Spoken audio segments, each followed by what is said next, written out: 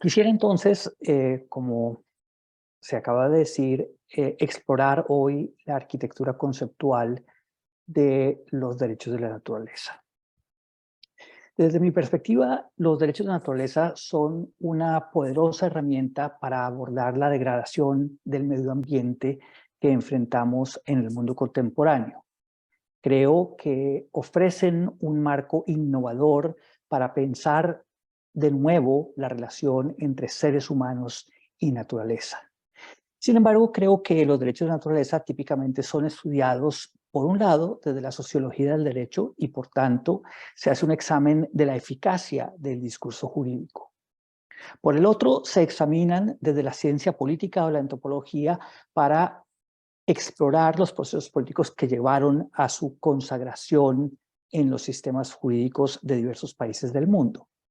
Finalmente, se estudian desde una perspectiva constitucional y particularmente se hace énfasis en las tensiones que hay entre los derechos de la naturaleza y otro tipo de derechos y, por tanto, en la manera como deberían ser equilibrados. El fin de esta exposición, por tanto, es distinto. Quisiera enfocarme en algunos aspectos conceptuales, en algunos aspectos teóricos de los derechos de la naturaleza. Quisiera, como decía antes, examinar su arquitectura conceptual.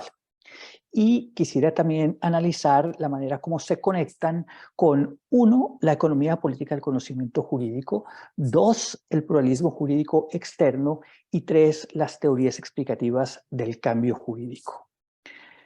No voy, claro, a presentar de nuevo el texto que envié y que ustedes probablemente leyeron, sino que quisiera presentar algunos elementos centrales de ese texto y conectarlos con algunas otras ideas de los nuevos escritos en los que he venido trabajando en los últimos meses. Y para hacerlo quisiera ofrecer los siguientes 7 argumentos. El primero es que los derechos de la naturaleza son un discurso global hoy en día. Entre 2006, que es el momento en que se recoge por primera vez en un sistema jurídico los derechos de la naturaleza, y 2021, cuando se termina el proyecto de exploración empírica del discurso global de los derechos de la naturaleza, de donde extraigo esta información, se presentaron 409 iniciativas relacionadas con los derechos de la naturaleza en todo el mundo. Claro, estas iniciativas no fueron todas aprobadas, pero el hecho mismo de que se hubieran presentado las propuestas ya muestran la manera como el discurso ha alcanzado esta difusión mundial. Alrededor del 65% de los derechos que se han reconocido en sistemas jurídicos de muchos países del mundo reconocen que esos derechos los tiene es titular la naturaleza en su conjunto, mientras que alrededor del 18% indican que los titulares de derechos son ríos u otros ecosistemas acuáticos y alrededor de 11% son los animales. 39 países representan el 90% de todas estas iniciativas. Sin embargo, la gran mayoría de las iniciativas, alrededor del 80%, se presentaron en las Américas y el 91% de los textos legales se redactaron en inglés o en español. El grupo más numeroso de estas iniciativas, alrededor del 38%, está formado por normas jurídicas locales. Estamos hablando fundamentalmente de ordenanzas municipales. La segunda tesis tiene que ver con la manera como podríamos dividir y examinar este patrón discursivo y práctico global de los derechos de la naturaleza. Creo que podemos dividir este discurso en 3 partes. La primera parte sería lo que quisiera llamar los discursos poéticos, que serían aquellos discursos prototípicos, aquellos discursos que ofrecen la estructura básica del discurso global de los derechos de la naturaleza. Y desde mi perspectiva, estos discursos prototípicos surgen en Ecuador, Bolivia y Nueva Zelanda. La segunda forma, el segundo patrón, la segunda forma de dividir el patrón discursivo sería lo que quisiera llamar los discursos miméticos, que son aquellos que reproducen las estructuras conceptuales de los discursos prototípicos, pero que pueden hacerle algunas variaciones o pueden también complementar esas estructuras. Buenos ejemplos de estos discursos miméticos son los que aparecen en países tan diversos como Argentina, India, Pakistán y también el sistema internacional de los derechos humanos.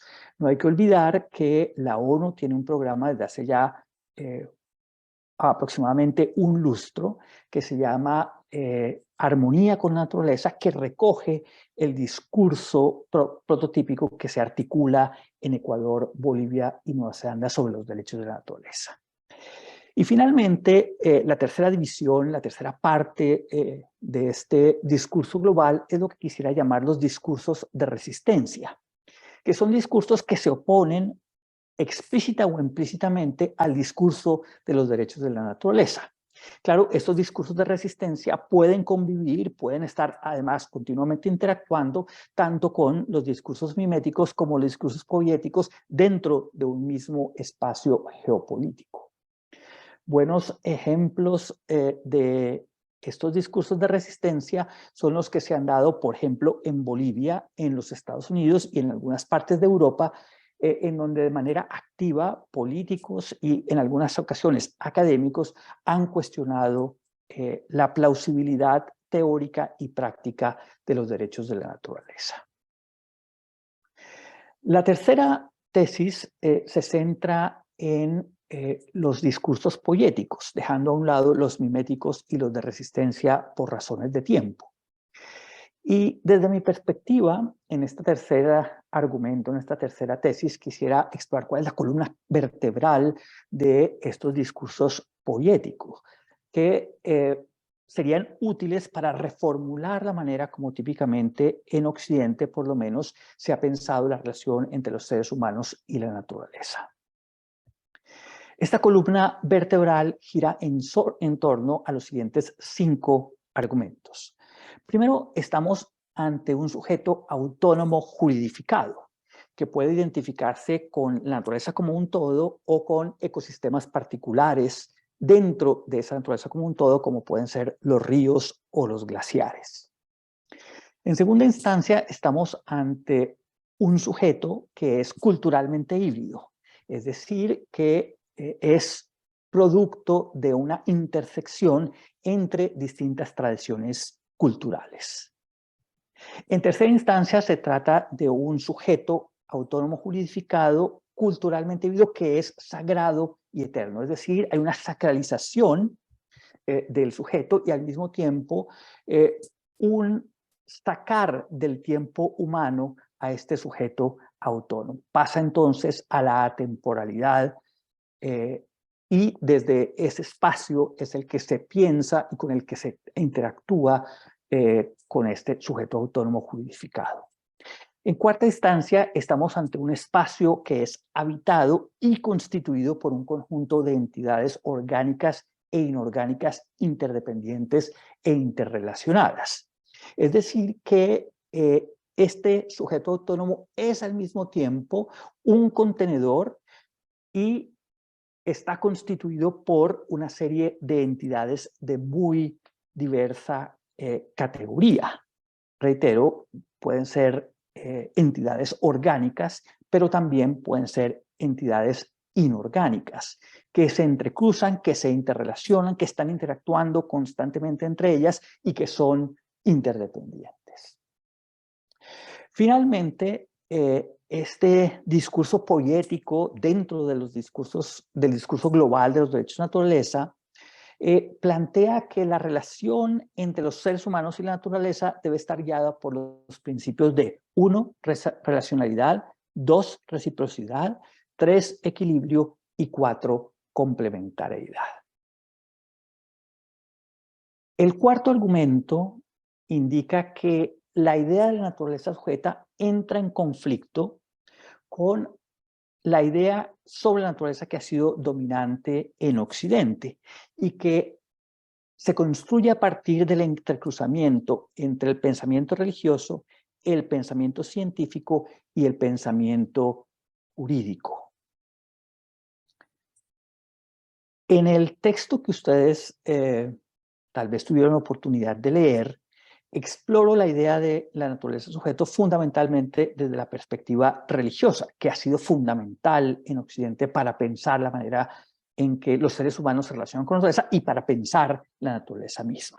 Y aquí la idea de naturaleza objeto que se construye a partir de interpretaciones dominantes, aunque no únicas, del libro del Génesis en la Biblia resulta fundamental.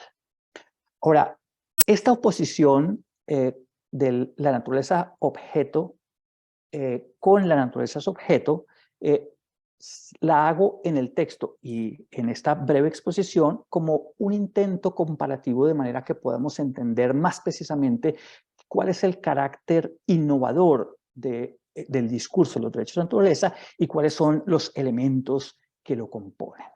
Ahora, con el mismo objetivo en el texto opongo o comparo los derechos de naturaleza y la idea de naturaleza sujeto con la idea de que la naturaleza es un sujeto y un objeto a la vez, que aparece de manera paradigmática en la tradición política y artística romántica, tanto la continental europea como la estadounidense.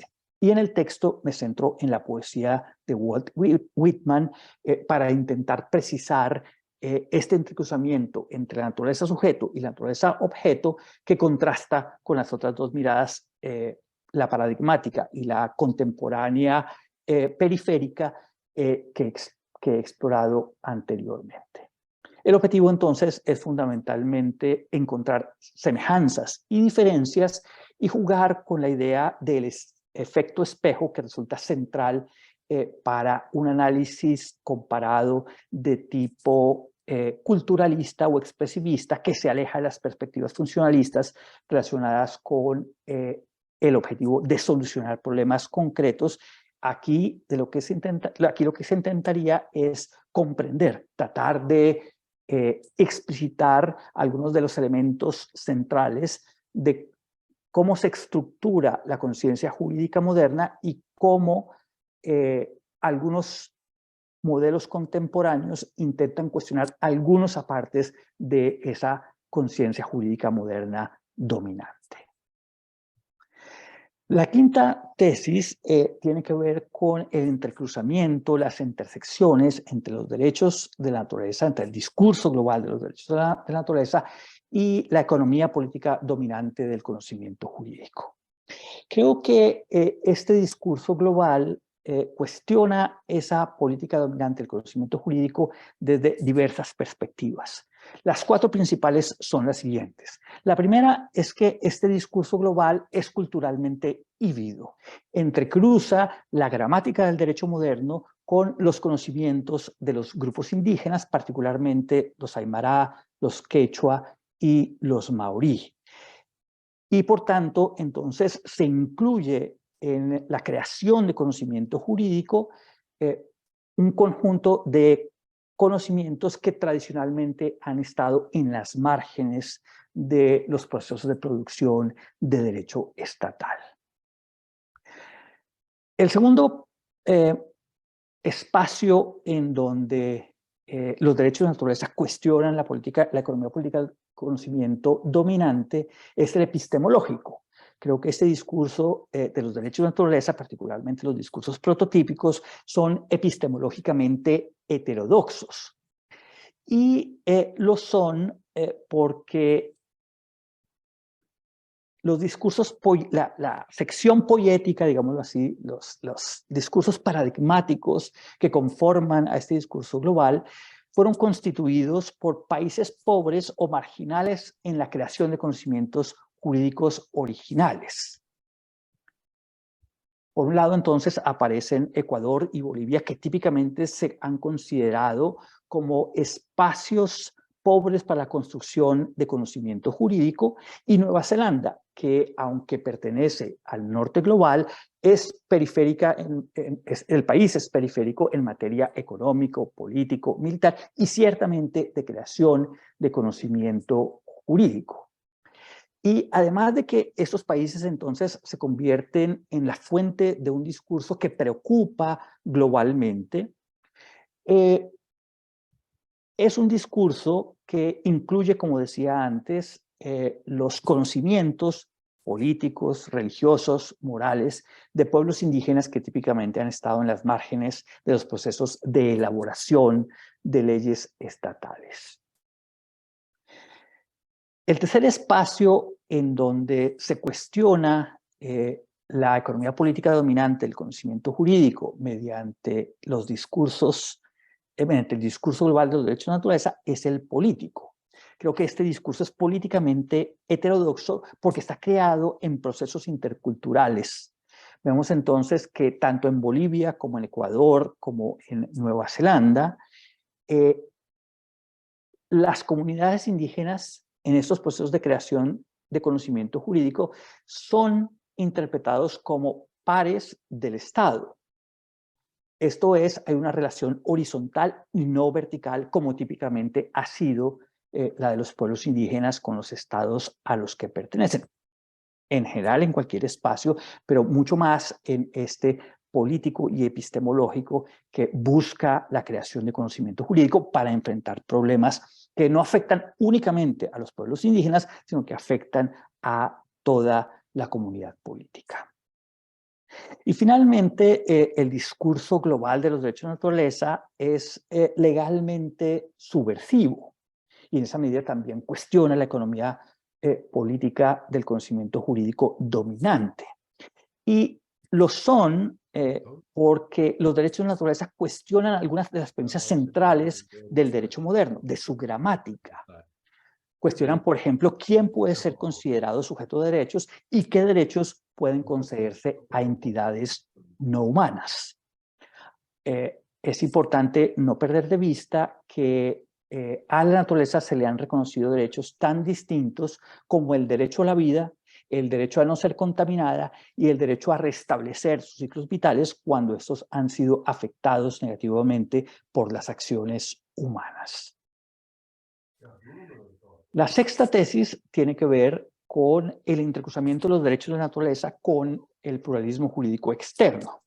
Típicamente, cuando se examina esta dimensión del pluralismo jurídico, se busca explorar la manera como el derecho internacional afecta a los derechos nacionales. Esto se puede ver, por ejemplo, en la manera como se examina el impacto que ha tenido el discurso internacional de los derechos humanos en diversos sistemas jurídicos nacionales. Y en esos sistemas jurídicos nacionales, claro, hay una recepción que en ocasiones cuestiona, que en ocasiones transforma, que en ocasiones aplica de manera directa y sin transformación ese discurso del derecho internacional de los derechos humanos. Sin embargo, lo que es interesante de la relación de los derechos de la naturaleza con el pluralismo jurídico, con el derecho internacional, es que el derecho internacional ha construido su discurso sobre los derechos de la naturaleza a partir de las construcciones que han generado derechos nacionales que han estado o en el sur, que surgen en el sur global o en el norte global periférico. Como decía al inicio de la exposición, es importante tener en cuenta que la ONU tiene este proyecto de armonía con la naturaleza que ha sido impulsado particularmente por Bolivia y Ecuador. Para estos dos países ha sido importante no solo impulsar este discurso internacionalmente, no solo para posicionar sus productos jurídicos, sino como una estrategia diplomática para posicionar internacionalmente a estas dos comunidades políticas. Finalmente, la séptima tesis tiene que ver con las teorías explicativas del cambio jurídico. Típicamente, cuando hablamos en el derecho comparado de las explicaciones que dan cuenta de los cambios en los ordenamientos jurídicos, hablamos de los trasplantes jurídicos. Y usualmente esos trasplantes van del norte global hacia el sur global, es decir, son unidireccionales y tienen típicamente, usualmente, esa dirección. Sin embargo, lo que es interesante con los derechos de la naturaleza es que estamos ante procesos de fertilización cruzada que implican intercambios no solo norte-sur, sino también sur-sur y sur-norte. Es decir, se trata de procesos de cambio jurídico heterodoxos que rompen con la economía política del conocimiento jurídico dominante. Creo que se me cumplen ahora los 20 minutos y en esa medida entonces quisiera solo concluir diciendo que los derechos de la naturaleza, además de ser un discurso global, son un discurso global que rompe de manera importante, que cuestiona de manera firme algunos componentes centrales de la economía política del conocimiento jurídico dominante, de la manera como se analiza el pluralismo jurídico externo y de la manera como típicamente se explica el cambio jurídico desde la perspectiva del derecho comparado.